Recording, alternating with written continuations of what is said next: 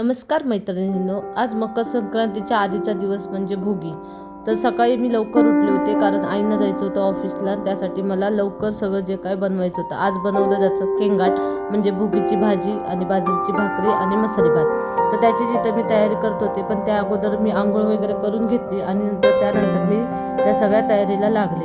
इथे मी भात वगैरे करायचा होता आणि पटकन करायचा होता कारण 6:30ला आईंना जायचं होतं. म्हणून मी सगळ्या भाज्या ज्या आहेत ना त्या रात्रीच मी बारीक करून वगैरे ठेवल्या होत्या. त्याचबरोबर औषधाचं जे सामान आहे ते सुद्धा मी काढून ठेवलं होतं. तोपर्यंत आई उठल्या, मग चहा वगैरे आईंना देऊन त्यानंतर इथे मी भाजी भात करून घेतला. इथे ही बघा, ही खेंगाड भाजी म्हणजेच भोगीची भाजी इथे माझी तयार झालेली आहे. त्यानंतर बाजरीची तीळ लावलेली भाकरी आणि ते मस्तपैकी मसाले भात पावट्याचा. हे सगळं करून झाल्यानंतर आई कामावर गेल्यानंतर बाकीचं घरातलं सगळं आवरून नंतर मी इथं सुगड पूजायची तयारी केली. तर ही मी सुगडं घेऊन आले, त्यांना पाण्यातनं भिजवून काढली आणि त्यानंतर त्यांना हळदी कुंकवाची बोटं उमटून पूजा मांडली.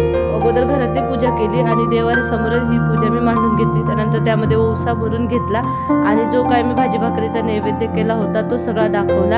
आणि त्यानंतर आमच्या इथे अशी प्रथा आहे की 5 घरी 5 भाकरी भात भाजी त्यावर गूळ आणि तिळगुळ नेऊन द्यायचं असतं. हळदी कुंकू लावून 5 सुवासिनींना ते द्यायचं असतं. तर त्याची इथं मी तयारी बाकीची करून घेतली. तुमच्याकडे काय पद्धत असते हे मला कमेंट करून नक्की कळवा आणि कुठून तुम्ही माझे व्हिडिओ पाहता हे सुद्धा नक्की कळवा.